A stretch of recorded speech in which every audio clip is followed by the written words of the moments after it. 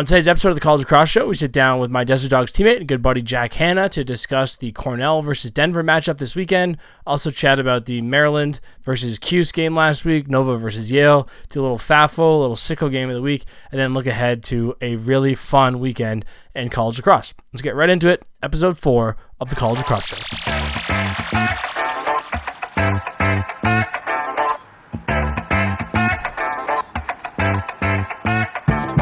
All right, hello and welcome back to episode 4 of the College Lacrosse Show. I'm John Donville, you're Dan Arestia.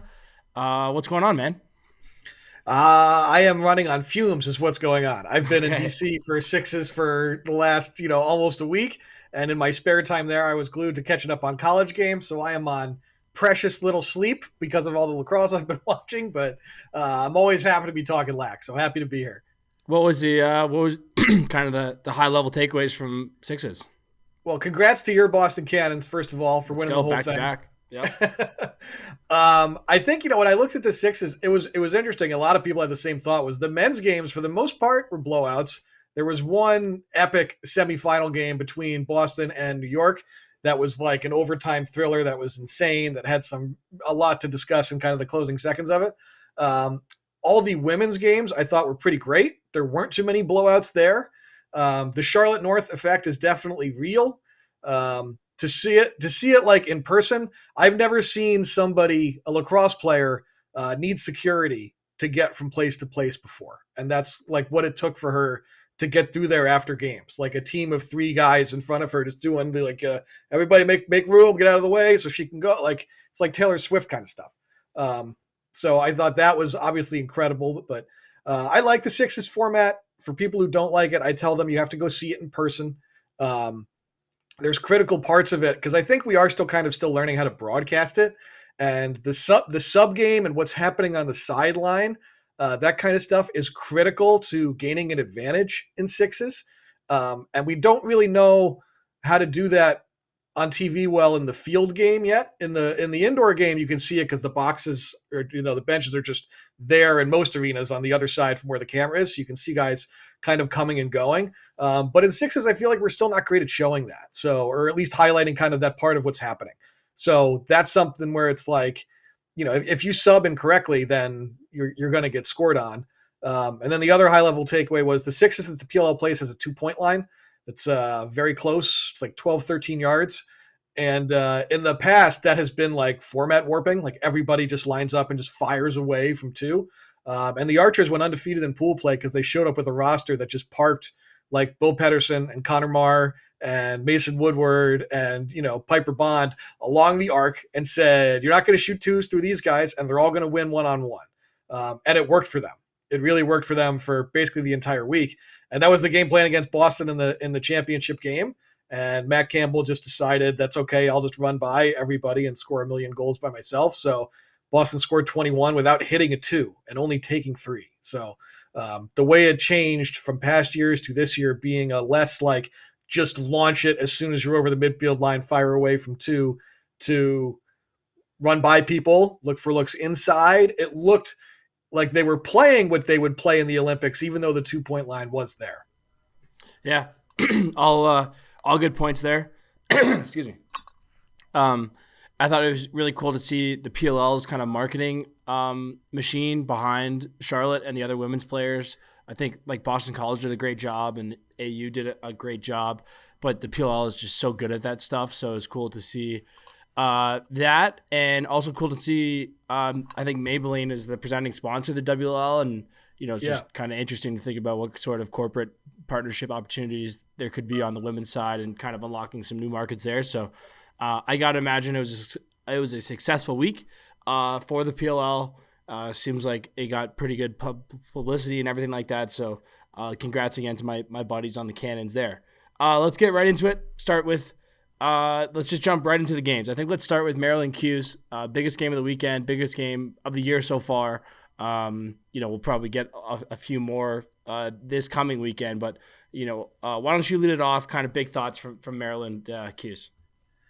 I think as I watched, some of Maryland Cuse and everything, I think it's a great game for the haters. I will say just like leading with that. Like the people who like to line up and be like, whenever Cuse plays a good team, they sputter. They can't, Yeah.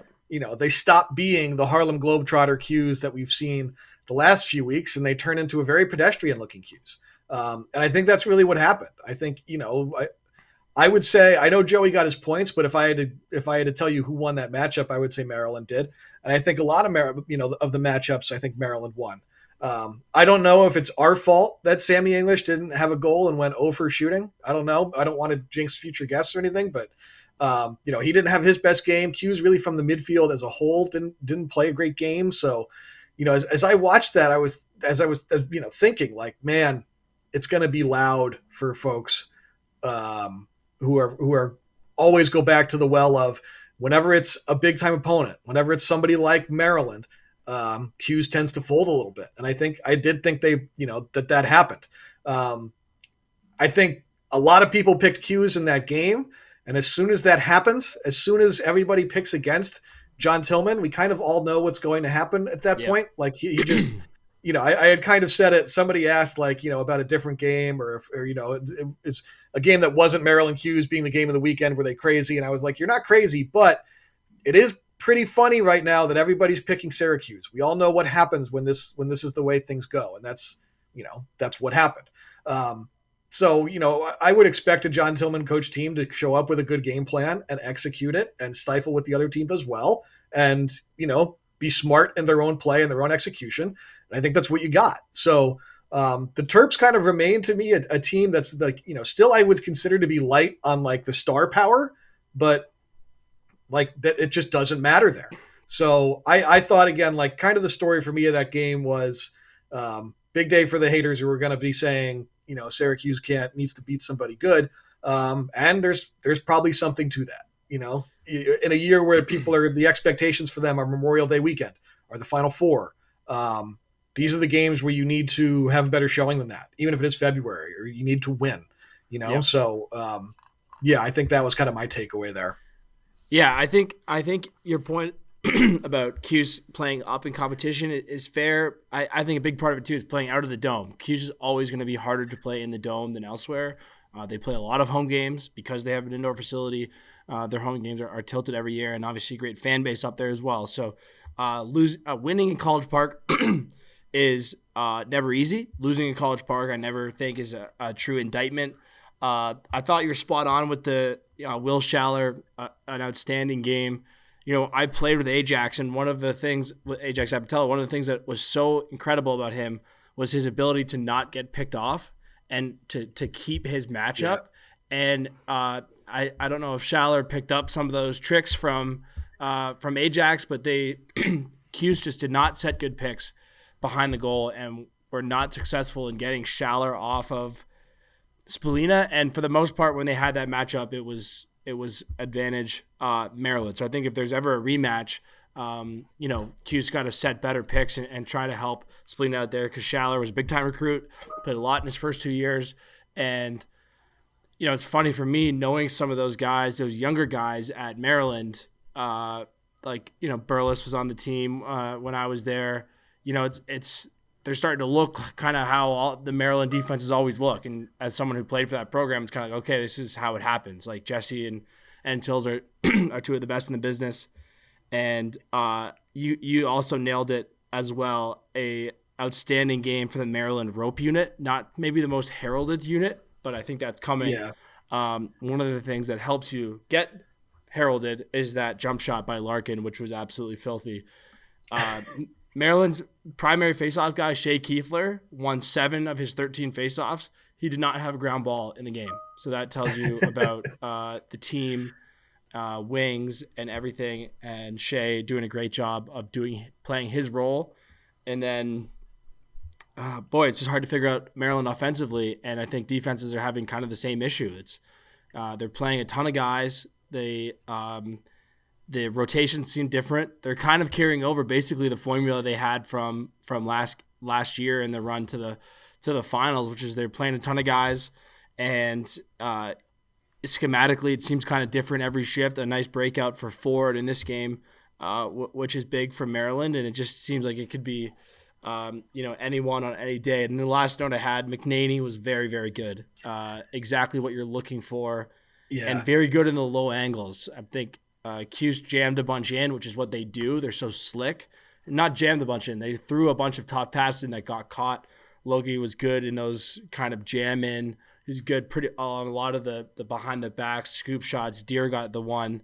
I thought Trey Deers looked really good, by the way. He had a nice start there. So Maryland was -9 in shots, +4 in shots on goal in this game. That's kind of one of the stories of the game as well. Yeah, I think we said last week as we were talking, like, look, the Cuse offense is great. McNaney is going to be the person in net regardless of who Cuse gets taking these shots, and you're going to have to beat McNaney. And we went through his numbers, like he plays right to or above his career averages against Syracuse historically. Like he plays well against the Orange, and I think it's just another chapter of that. And I think to Maryland's depth. I think about a lot. It was like 2 years ago, I went to a lacrosse convention. I was talking to a coach who used to coach in the pros. We were talking about, finding guys in college and evaluating guys who could successfully make a leap from college to the pros. And he had said, he was like, for a long time, it was like, man, if you're in doubt or if you're not sure, just take a John Tillman midfielder.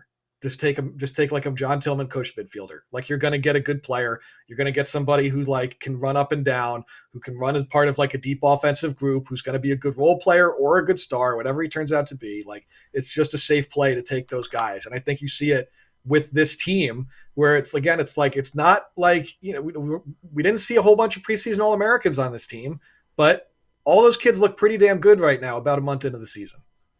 Yeah, and two more guys I played with when I was there, Eric Spanos and Daniel Kelly. They are veteran leaders. They played really well. Spanos has probably been their best offensive player, and DK Daniel Kelly just scores goals. You put him in there, he's going to stuff it in the cage. Took a pretty good shot at the end of the game too, and he let him know at the end of the game. And he let him know. Yeah, he certainly did that. Okay, let's go to UVA Richmond. The upset of the early season so far. Just kind of a weird game. You're kind of waiting for that Virginia punch that usually comes. It didn't. The 10-man ride was overall not a success for Virginia. I think, maybe they caused some turnovers, but they also let in a couple. And there just seemed like there were so many times when the double team was coming for Virginia and then Richmond would just pass out of it. Like it kind of odd to watch, to be honest, because it kind of looked like a Virginia classic game. And then Richmond just made a bunch of plays. And then Vigu was outstanding in the goal for Richmond as well. Those are kind of my biggest notes. Yeah, as I was watching it, I think Richmond showed up. When I watched the first quarter of that game, I said to myself, it looks like Richmond got off the bus and said, let's find out how tough this team is. Let's see if this team is really, mentally able to deal with an early punch or not. Because they came out and set the tone. It was 4-0 Richmond, and Virginia had 4 turnovers before they took a shot. Like they blitzed UVA and said, let's see if you can recover. Let's see if you have the will and you have the mental power to stay in this game right now.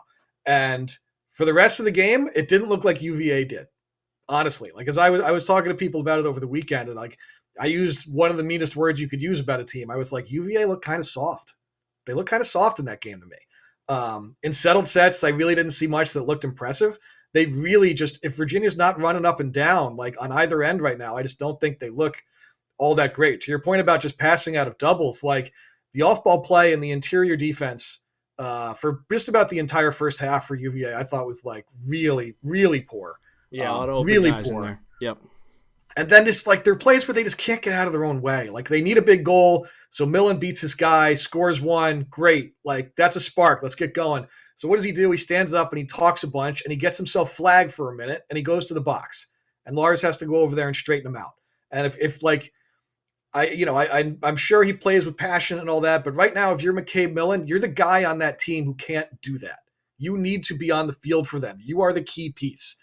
So there's that. Then he gets back in later and he gets like physical with another guy as they're chasing the ball on the end line. It goes out of bounds and, Millen's on the ground, but he looks at the ref looking for a call. Like, get off the ground and play lacrosse.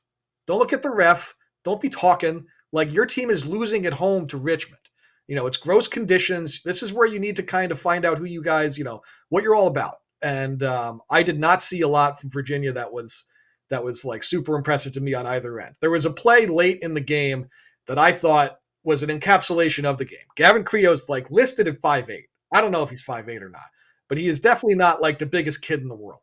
And he runs up and decks a 6'6" Virginia defenseman on the end line and leaves him on the ground. Like, trainers come out and they help him off the field. I'm not like celebrating an injury here. The kid's okay and everything, but man, the 5'8" kid came in and decked you, and you had nothing to say. Nobody came over to talk to Creo or say, get in his face for the big hit, which was clean. But like, nobody came over to, say a little something. Nobody came over with any fire about it.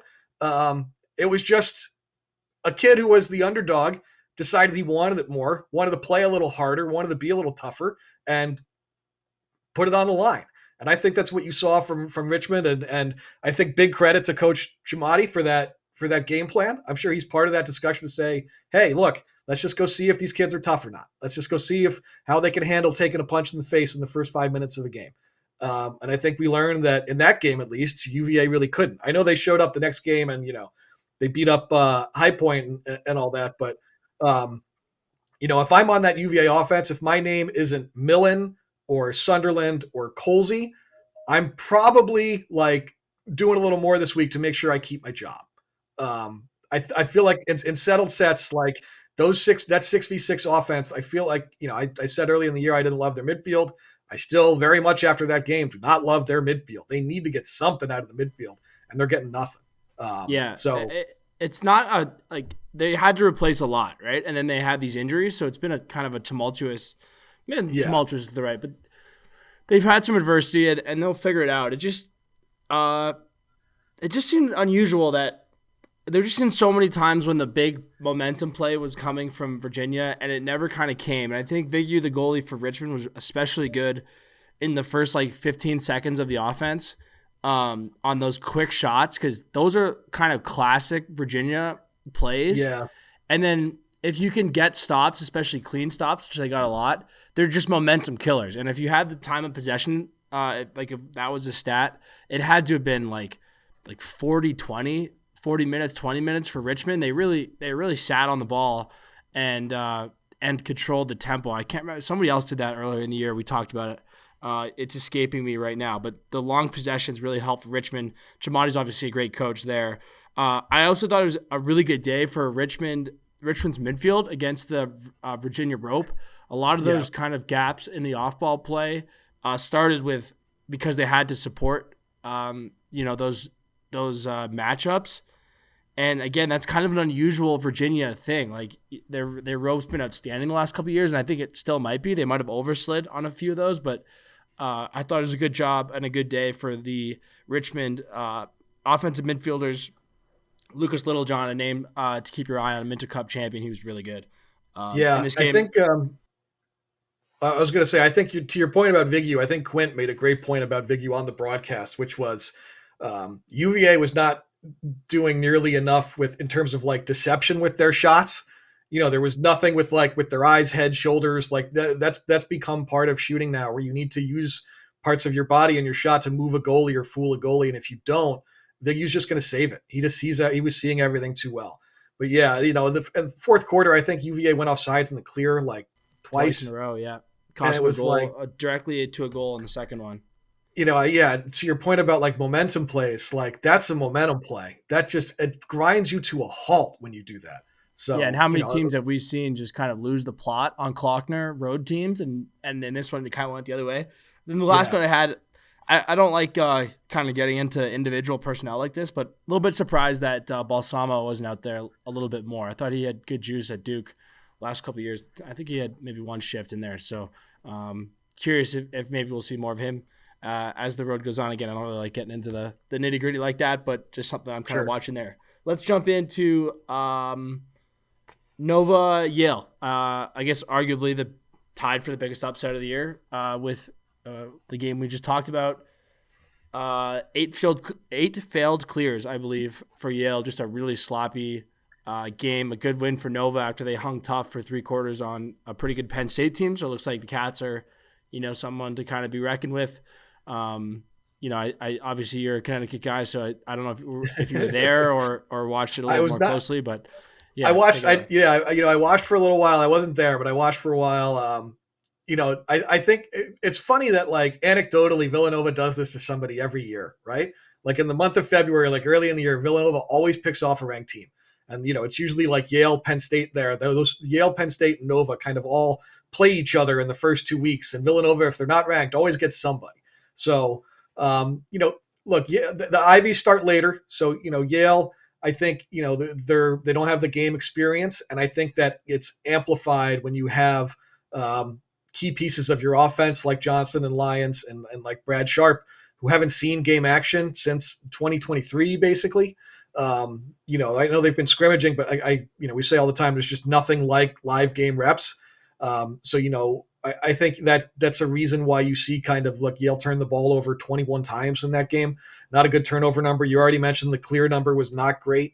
I think people have questions about Yale's defense, as they seem to, for most years recently, and will continue to have those questions about Yale's defense. But as I was watching, the offense I thought had its moments, but it's almost like, and it's weird because none of the guys are new players, right? Like Johnson and Lyons and Sharp, these guys aren't new to Yale, but it's been so long since they've been out there that it's like you have to build the chemistry again and build the rhythm again. It's not that easy. And I watched them scrimmage with UMass. You could see moments where Lyons or Johnson really just wanted to score a goal. Like they were dying to score a goal and just feel it go in the back of the net. And it's tough to kind of shake that and just get back into doing your job in the offense. It's Matt Brandau's not there anymore to kind of be the guy where it's like we have a safety blanket, we can give it to Matt and be okay. There's plenty of weapons there that can do the damage, but I think for the way this game went, I think Nova doing well facing off, I think was surprising to me. I think Yale's face-off personnel, with Mac, with some of the other guys they have there, is not too bad. I think, I'm not surprised that Yale lost. It's if you were going to start picking upsets, that would be shocking to me. This necessarily wouldn't be one of them, even though I haven't been super high on Nova this year. I think it's just Yale kind of starts slow. I think the fun test for Yale now is, as we sit here on Wednesday morning talking about these games, they're playing Army in about 2 hours from now, from where we're talking. So yeah, comes fast. Not an easy turnaround to go from lose to Nova. All right, get it together because a top 10 team is coming to your building in a couple of days with a great defense, with a lot of really bright emerging young players who you might not have a ton of scout on. So it's a quick turnaround for Yale to flush that, figure out we got to clean up clearing. We have to take better care of the ball. And if we can do that, then we can score on anybody. And I think that's kind of where Yale needs to be right now. Yeah, 100%. Don't have much more to add there. Again, the Ivy's tough starting late. Might have some more on that here in the following segments. Let's jump into FAFO of the week. F around and find out. If you're new here, it's a weekly segment for us. Can be a team, player, equipment staff, as we found out last week. Can be a broadcast organization. Not my FAFO of the week, but Quint and Cotter calling the game from their homes. ESPN, just send the guys down to Virginia. Maybe there's bad weather, maybe there's whatever else. Just send them to Klockner, one of the great venues of our sport. So why don't you start us off this week with your FAFO? All right, so I have two. I'll give you one first. The first one is Ryan Croddick, Princeton goalie. So Princeton went up to Penn State. They won in overtime to start their season, so a good start to the year for the Ivies. But the critical piece of context for this game is that it was indoors. And if you're playing indoors at Penn State, you're playing in Haluba Hall.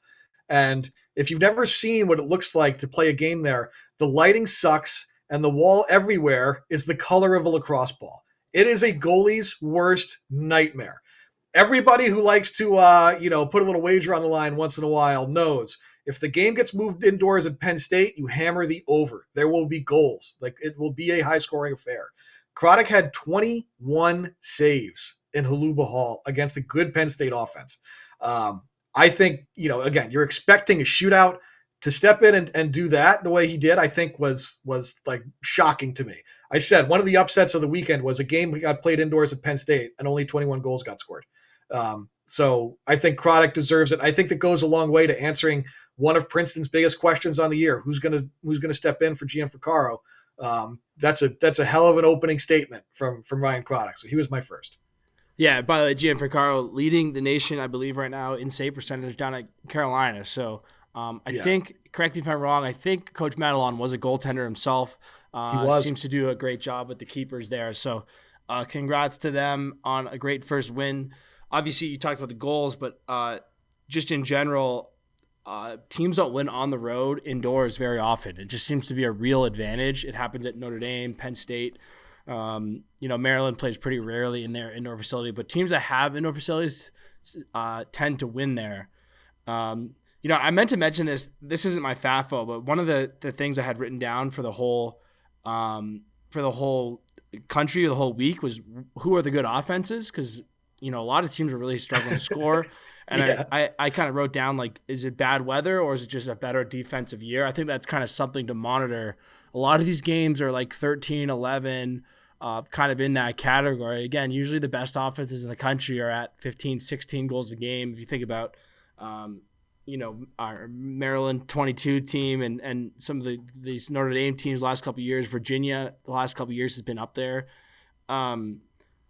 Princeton is one of those teams we expected to be up there, and they go get 13, I think was the final score there, or maybe 12 even. I think it was 11. I think it was 11-10 or 12-11. Right. So, something like that. So just something to watch. It seems like the defenses are winning a little more often so far this year. My first FAFO, I mentioned already, but it's Jack McDonald and AJ Larkin, the LSM combo at Maryland. I think Jack had 7 ground balls in the game, and then Larkin had a bunch as well, and then had that jump shot on the run.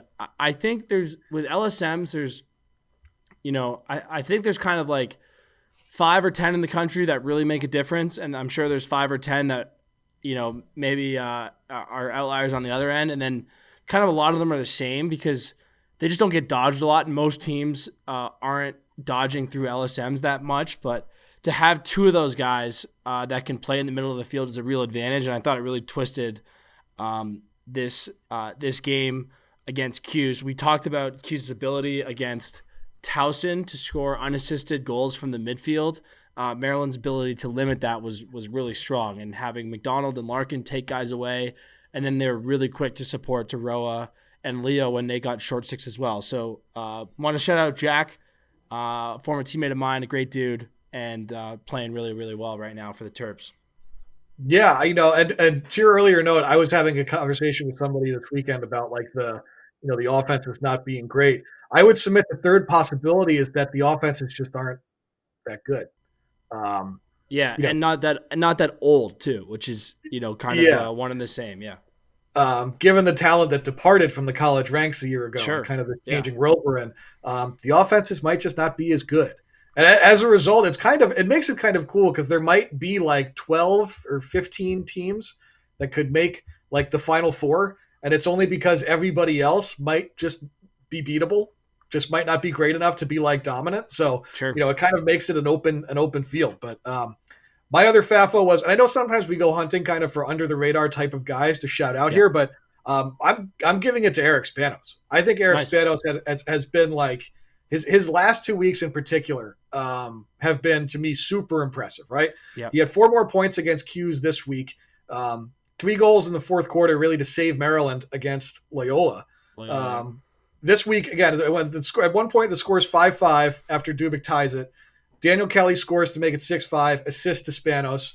Spanos then scores to make it 7-5 on extra man, and then he scores unassisted to make it 8-5. And 8 there, I think, was the game winner, or it was maybe one shy of the game winner. But it was. Yep. That's 10 points for him in 3 games. He's shooting a little over 37%. The kicker to me, he has committed 1 turnover this year.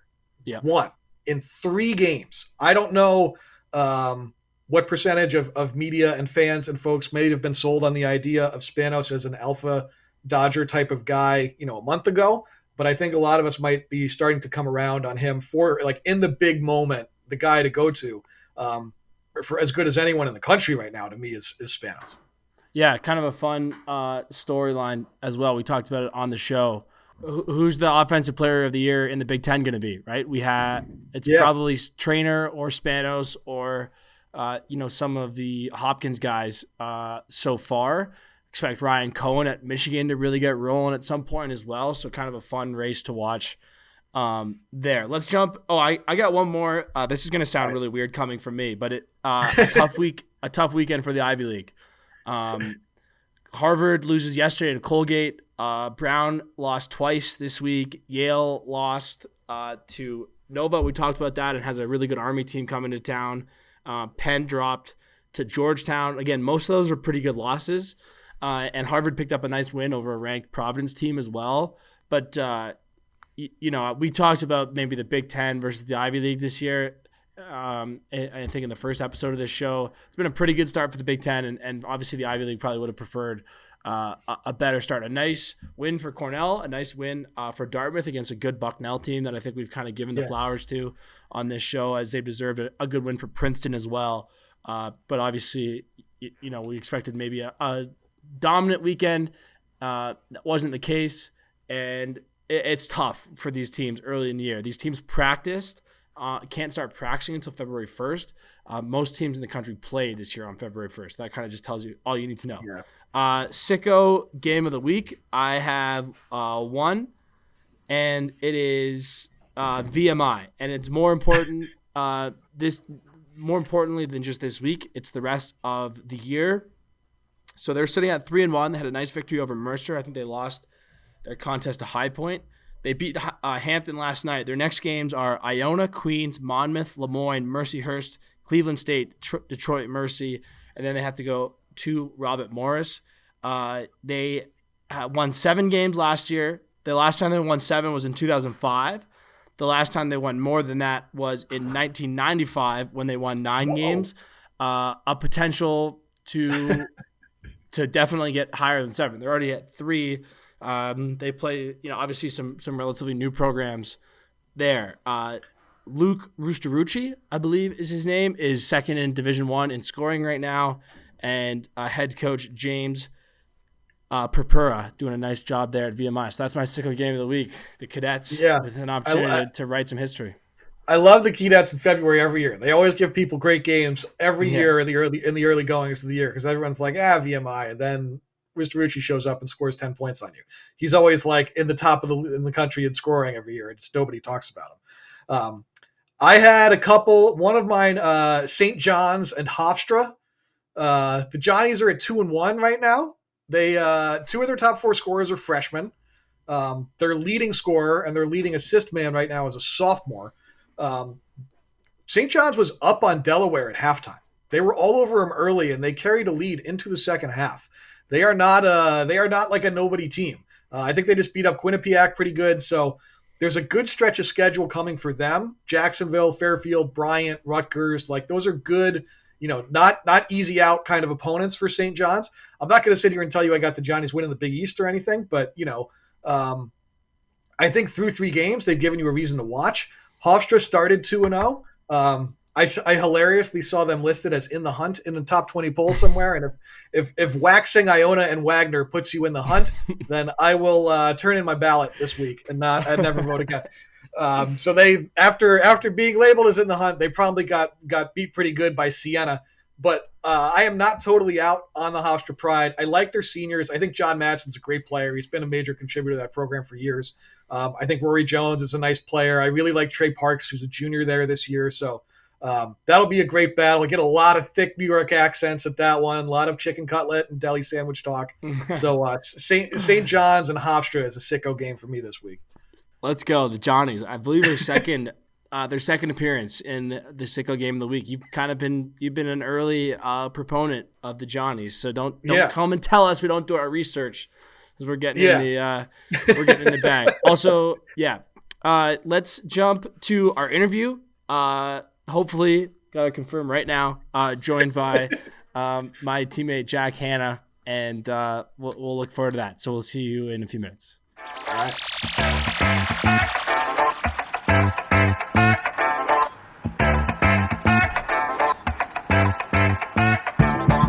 All right, we're here joined by my teammate, Jack Hanna, and we're here at his facility, the Lacrosse Den in Denver. If you're ever in Denver, check it out. A great facility to get better for youth kids and all sorts of stuff. Also, Cornell, Denver this week. I'm in Denver because we play the Mammoth on Friday, but our alma mater is going at it. But actually, Dan, we wanted to start with a gripe. Your 2022 big board. Neither of us are at the top of it. So we wait at the very you both can't be number one. You correct me then. Well, you should be number one. We're very close to number one. Either. No, you weren't very close either. I'll tell you, I distinctly remember this. I was way higher on Donville than I was on you, Jack. I will look. I don't hide from this stuff. I've talked to Asher Nolting before and been like, hey, I thought you were going to be a turnover problem in the pros, and I have been loud wrong. So go ahead, tell me how loud wrong I was.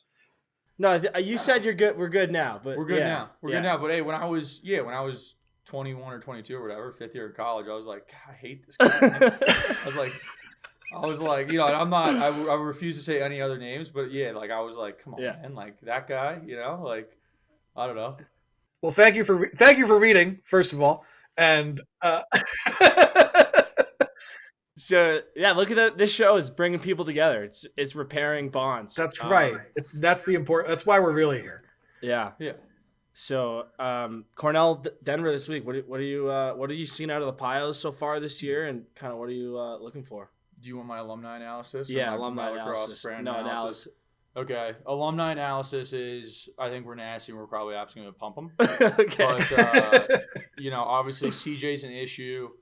I think Jimmy Freehill is probably one of the best guys in the country to match up against him. Mm-hmm. Obviously, Jimmy's got his work cut out for him, but I do think he's a good guy to have on CJ, having played with CJ now. CJ's strong and athletic, and he's really fast, but Jimmy's really long. And I know it's a guy when he was young, when I was in college. I felt like he's a guy that takes athleticism out of the equation quite a bit because he's really long and rangy and pretty good with a stick. So for me, I feel like we have at least a decent guy for a matchup for CJ, which most teams probably say they can't really say that. So that's a benefit on our end. I don't know who's going to be starting the pipes for us because the Grayson Manning kid came in and absolutely dominated last game. Obviously, it was a blizzard, so it's kind of a weird one. But, again, I'm confident where we're at. I think the offense looked good. I think if we turn the ball over in the middle of the field, we'll be in trouble. But I think that's kind of the case anyway, and that was our case against Hopkins as well, I think. So, got to control the ball if we're going to win anything. Yeah, I think the goalie spot is an interesting one. Grayson Manning, as you said, came in and played like lights out in a blizzard. I don't know if the right move is to stay with a freshman in a game like this against maybe, one of the most dangerous offenses, if not the most dangerous attack in the country. It's a tough ask for a freshman to kind of go out there and just stand up to it. I do like the personnel in front of him. I tell you where I really like Denver in the defensive midfield. I think Casey Wilson is an absolute star. And this could be a game where he kind of takes somebody away as a shorty that has an impact on the game. So I think that's a matchup where I kind of look right away. It's like, all right, can Casey delete somebody like a Pole would and make the Cornell offense sort of that much smaller, that much shorter matchup wise? Well, you played with we're obviously both lucky to play with Connor, but you played with CJ this summer at the World Box. Like, what was that kind of like? What were kind of your takeaways actually playing with him and seeing him up close? Yeah, so I mean, well, first off, like skill wise, like he's obviously, it's everything you get to see. Like the kid's got pretty much, I know him now, so like I'm trying to nitpick him for something, but like, he's got so like. The only thing I could nitpick him for is some box stuff, but like realistically speaking, his field game is like, I think he pretty much covers all your bases when it comes to being pretty proficient in every aspect of being a good offensive player. But yeah, like I think after playing with Connor for a season before I met CJ, it kind of gave away a little bit of it because they're pretty much all the same 5 human beings. They're like the most positive, energetic, phenomenal teammates on planet Earth. So it's like, obviously CJ had every bit of that in him. But again, it's cool because he is a little bit different, right? He's got a little bit more of like an offensive, like kind of dog mindset to him. Yeah. Versus like Connor's like a guy that's like, I'll do anything for the team, whether that's scoring goals, playing defense, whatever. Like, but CJ kind of has that swagger to him. Like, I know who I am. Yeah. I can get the ball in the back of the net. Like, he's just got that to him, but it's real quiet, which I really like. Like, he's very quiet, subtle confidence. He, and when he needs to make a play, like, I mean, I think a good example of what CJ Kerr's like is the run out at the end of the game for the semifinals game versus the Haudenosaunee before we played Canada in the gold. Yeah. And, like, to be fair, the situation at hand was, like, I rolled my ankle, and then when we talked about it, it was pretty much either me or CJ was going to run the ball out. And it was like, I kind of looked at him and I was like, yo, man, like, I don't think it's a good idea for me to run with this right now. Cause like, I was like, I don't know, if I take a bad step, it might hit the ground and turn it over or whatever. Yeah. And I've never got a more confident answer out of a guy. He's just like, yeah, dude, no big deal. I got this. And then he ran by somebody else. And he like, I think he had the ball for 25 seconds and they did everything in their power to like break him in half. And, the guy's a heck of a player, man. So again, I'm done pumping his tires. Like, I hope CJ has one of the worst games of his career this weekend and then proceeds to win the whole time. That's what I hope for. Yeah. I wish him all the best except for against the Pios. To be, we talked about maybe, you see a lot of guys doing like, your team wins, you have to wear the other team's jersey. I told Jack, like, I'm never going to wear a Denver jersey, so I'm not doing that. He goes, yeah, man, I'm not wearing a Cornell. So, we're good. We're just going to be fans on Saturday. I'm curious, Jack, your thoughts on, Cornell's defense, I think, has been like a question for everybody this year. Who's going to be, solid in net? How are they going to match up on close defense? I don't think we learned a whole lot of answers to those questions against Lehigh. Just no disrespect to Lehigh. It's just kind of the way the game went. But if you got into a shootout with Cornell, like if Denver's offense and Cody and Mick Kelly are out there and they're just like lighting it up, would you trust Denver to win a shootout against Cornell? Yeah. This year, yes. And the only reason I say that, and this is taking my alumni hat off, but this is where I think the game comes down to us offensively as for the Pios is we got to beat guys off off our first dodge. Mm-hmm. That's where the team is probably our weakest on offense. I think Mick's a phenomenal dodger. I think we got a couple guys that can really run with it. Some of those guys are a little less experienced with the ball in their stick all the time. So but from my experience and having watched a few practices now and seen some of their younger guys and things like that, the way they move the ball is probably the best set of some of the Denver teams I've seen in the past couple of years when it comes to once they get that initial rotation, I think they're lethal. Yeah. I think we have a lot of guys we don't know about yet that are really good, some of these young guys. But again, I think it comes down to getting that defense rotating a little bit. I watched the Lehigh game. What's the other game? Is Cornell played the other game? No, just Lehigh. Just the Lehigh game. Yeah. So it's like, based off the Lehigh game, I'm with you. It's like you don't really know. But again, I think it comes down to us. If Denver can get them rotating and getting them having to make some switch and making some decisions, I think our offense is pretty elite. Like, I think between Malowski getting open off ball, some of the guys we have behind the net moving the ball, even like a couple lines of midfielders. We have third-line middies that can come in that are phenomenal off-ball guys. Again, it's going to come down to getting their defense to rotate. But again, it's kind of hard to tell after only watching that Lehigh game, which wasn't a great – they didn't get pressured a lot, obviously. Yeah. One last question. Who's a guy on Denver either that you played with or just that you've seen that maybe doesn't jump off the TV screen, but someone that our kind of listeners should pay attention to? Trying to decide I should pick. You could go multiple. Can be multiple? Yeah. Well, first off, I think Andrew Atchison he's a smaller guy at our end. I think he's still wearing number. He might be wearing one now. He switched numbers on me. He switched numbers from when he was younger. I played one year. Omid. Yeah. I think he's wearing 9. I think if we can get some confidence and get him going, I think he's a heck of a shooter. I think the DJ Clark kid is also in that boat. Like, he's a guy that's an elite level finisher that just hasn't got a ton of touches in games yet. I think he was pretty much power only for us last year. And I also think like a very underrated guy, but a guy that makes the engine work is Jack Tortolani, who is, again, and he wouldn't care if I said this, he's not the fastest guy in the world. He's not the best shooter in the world. Like, he just he's a very, very smart lacrosse player. His dad was a walk-on for Coach T back in the day. Like, the guy's got his head screwed on straight. He's the kind of like the captain of the ship, though. So I think Tortolani, whether he's not making the flashiest plays in the world, but like for some of those Laxrat like film nuts and stuff, like he's making the simple plays that make everything kind of the elite plays that take place. It's like he's a very under the radar player that even though it's simple, he does a lot of things that are going to kind of result in some goals, maybe 3 or 4 passes away. So love it. Yeah. Mine is number 3, Ryan Waldman for Cornell. A lot more athletic than the midfielder that used to wear number 3 for the Big Red. So some good juice over there. I didn't even note sheet. I had to go off my dome there. What's that? No, I got notes for everything else. We got to do an hour. Should pull up the better one to go with there. Yeah, you're gonna get some. You're gonna get a text from somebody. Yeah, someone's gonna be pissed at me. All right, well, text me. We'll add them in the show notes. It'll be Noah Manning. No, Noah Manning's a really good answer too. But I also feel like Manning's been out there quite a bit, so I didn't think he was. Under the radar. He's kind of a known. Yeah, champion. Yeah, and I'm not gonna lie, his freshman year, even like my last year, he was. No one talked about him. He had some of the most ridiculous catch and finishes in some random games that like you just saw like this kid's a star. Yeah, he's pretty pure. And I think he's still kind of waiting to turn the corner a little bit, but I think he's got some of the best hands in the country. Awesome. Well, thanks for joining us here. Absolutely. That's my buddy Jack Hanna.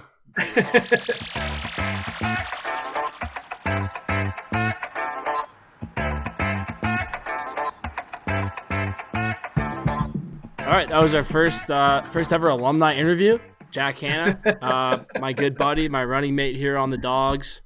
And you used it to ether me in the first 2 minutes, so thanks for that. Yeah, I was like, should I give him a heads up? Like, no, we better just do live. No, better if we don't. It's organic that way. I loved it. I said that. I love getting you were loud wrong about this because I like to be loud wrong about things sometimes. No one's ever going to get it 100% right. Yeah, he's a stud. He just keeps getting better and is a joy to play with and a great teammate as well as a great player. But let's I don't think we have too many more notes on Cornell Denver. I think we covered it pretty well there. The listeners know who I'm cheering for.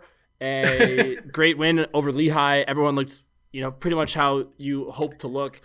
I mentioned that defenses have been winning early in the year. Cornell, one of the kind of outliers. Obviously, this will be a step up in competition, but looking forward to watching this game. And I thought pretty much a good breakdown there from Jack on Denver. So let's jump right into. Why don't you lead us off? Which kind of game are you most passionate about here? So there's a couple of games I think that are going to be great. I think the first one you have to look at is Georgetown and Notre Dame.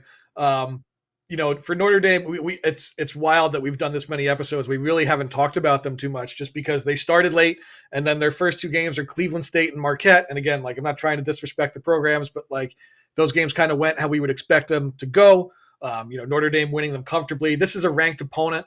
And this is, if you go last year, Notre Dame beats Cleveland State 23-5. They beat Marquette 21-8, and then they lose in overtime to Georgetown. This year, they beat Cleveland State 24-6, same margin as last year. They beat Marquette 22-9, same margin as last year. And now they are going on the road to play Georgetown. So I don't know if that kind of spooky stuff tickles your fancy, but same margin, same result. I don't know. Georgetown's offense has not been super sharp the last couple games. I know they've played a couple of really good defenses, but they're going to be playing a really good defense this week. I think a key spot could be the extra man in this game. Maximizing a power play opportunity is, if you're going to be a giant killer, you have to do it. You have to take those times where you get the extra man and make the other team pay for it. In this game last year, Georgetown went 3 for 5 on the extra man against Notre Dame. So far this year, Georgetown is 0 for 8 on the extra man. They don't have a power play goal yet. So that has to change this weekend. If you get up on the extra man, you have to bury those chances. Those are the goals that, give you that OT win as opposed to coming up short. I think you have to get scoring from up and down your roster if you're Georgetown this week. Sean Light's going to be there. He's going to take somebody away. Honestly, he's good enough with the way he plays off the ball that he can take 2 people away. Like he is a freak of a defenseman. I know, like, I was talking to people at the PLL this week, and there is a prevailing, if not just outright common sentiment, that if Sean Light could declare for the PLL draft this year and did, he'd be the first overall pick. And it would probably be true this year, next year, and whatever year he finally actually does go pro. He's that well regarded and that big of a difference maker. It's him and everybody else. So I think, Hoyas put up 6 goals against Hopkins. You managed 8 against Penn. The 6 against Hopkins is more worrisome than the 8 against Penn. We know Penn's going to defend well. But the Irish, like I said, really good defensively too. So I'm looking for the Hoyas to keep leaning on a face-off advantage that they've had. Ross Prince has been great to start the year. You want to try and come ahead there, or at least keep it 50-50 against Lynch and the Notre Dame crew. And then when you get those extra mans, those opportunities in transition, those high percentage looks where you get the chance to steal a goal here or there, you have to make them all count. You can't, I don't think you can just plan to line up and play 6v6 against Notre Dame over and over again and expect to win. Yeah, don't have too many more notes to add there. Something that pisses me off that shouldn't piss me off is that Notre Dame starts their season on a Wednesday. They're always the last team to release their schedule, and they always start like a week late on a Wednesday against Cleveland State. They also have an unusually bad website. Notre Dame Athletics has a horrible website for the biggest name brand athletic department in the country. Almost every school uses. This is way into nerddom. Every school uses basically the same template, like Sidearm Sports. It's like a stock website. Notre Dame has like this custom one that is very difficult to use. So, anyways, all the stats are on PDFs. It sucks. Yeah, I need to get out. I need to get out more. Okay, I'll go quickly on Princeton, Maryland. We've seen these teams play a lot last couple of years. We've seen them play in the playoffs twice since in the Final Four in 22, and then last year in the first round. Obviously, a fairly decisive victory in the playoffs last year, so a good little another kind of chess match. And looking forward just to seeing, what we expect to be one of the better offenses against a defense that is, as we've talked about plenty on this show, pretty good. You kind of called a big year for McAsee and a great start there. I think 5-1 in the first game there for Princeton, coming off the big win, looking to go 2-0 in the early season against Penn State. One thing I'll be watching in that one is who's going to guard McAsee, because Schaller did such a good job on Spallina, but Schaller's a bigger guy and a lefty.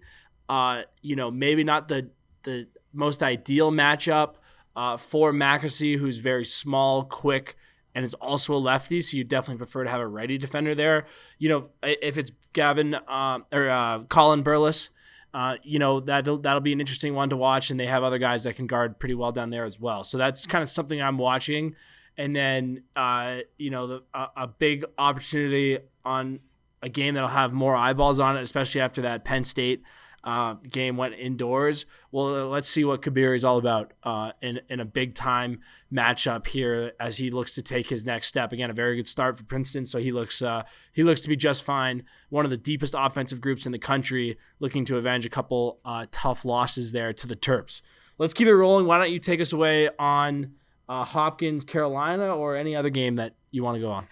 Yeah, I think it's Hopkins, Carolina for me. I think fans love a good, the out-of-conference matchup, and a really good ACC Big Ten matchup is always going to be one of the juiciest games of the weekend. A great colors game, too, for the uniform. Great uniform, great color game. I guess a couple things I'm looking at here. Number one, for the Carolina offense, can you get back to the comfort and the rhythm that you had against Michigan, where it just looked like it was coming to you and it was all kind of just flowing nicely. Nobody was pushing it the whole time. That was kind of gone against Stony Brook. They only scored 9 goals there. Duffy took 6 shots in that game, missed them all. Matten took 6 shots, missed them all. English and Petro really did the heavy lifting there. Petro had 5 goals on 10 shots, which if he's going to take that many and hit 50%, you're fine with.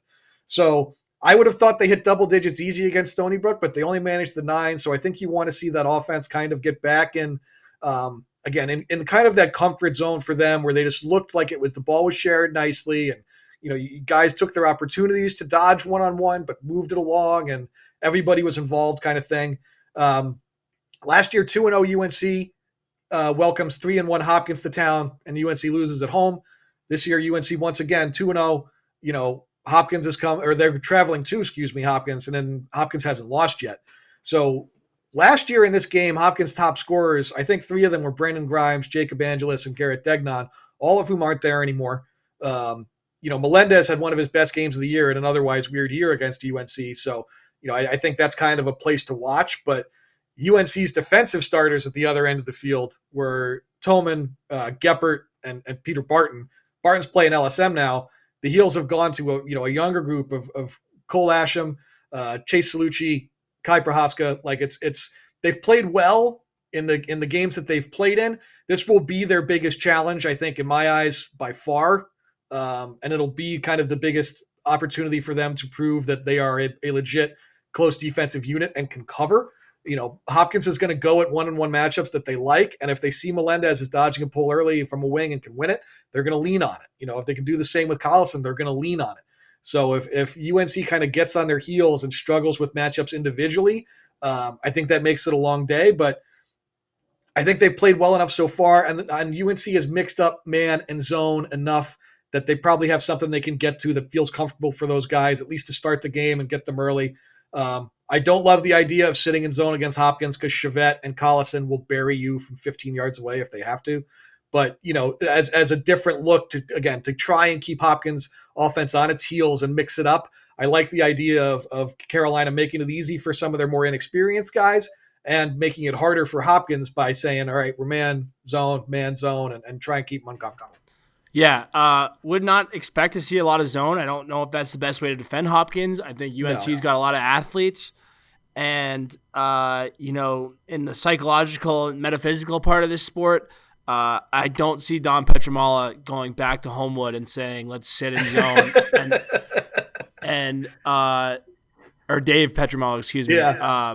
Dom too. Saying, let's sit in zone and let this game come to us. I expect Carolina to be shot out of a cannon. I don't think this is Dave Petramala's first time going back to Homewood. I think he did it at Cuse. But him and his son, Duffy is a DMV guy, if I'm not mistaken. James Matten is a DMV guy. They got a lot of guys going home. Ty English playing against his brother. So a lot of Carolina's big dogs have a little extra reason to play with some jam. So I expect this to be a slugfest. We talked about last time, like Cuse and Hopkins being back, but it might be more on the defensive side than the offensive side. That same thing is maybe true with Carolina. So I think people want these two blue bloods to have an 18-17 shootout. This thing could be a bloodbath and two pretty good defenses. And if Gianfrancaro can stay like he has been, it's obviously going to be a good formula for Carolina. I don't have too many more notes. I think we hit all the big games. Did we miss any in there? Fairfield, Manhattan, huge game this weekend. Fairfield's got the Stags got Sacred Heart this afternoon. Keep your eye on these Connecticut boys. Fairfield's no joke. Fear the deer. Yeah. No notes. No other notes. I had the Cornell, Denver, Princeton, Maryland, Hop, Princeton, and then Hop UNC. Then my next game I was going to put notes together. It was Fairfield, Manhattan. So. Just ran out of time. Sorry, Fairfield, ran out of time. We'll get to you next week. Yeah, so that's all for today. Thanks for listening, and we'll see you next time. See you guys.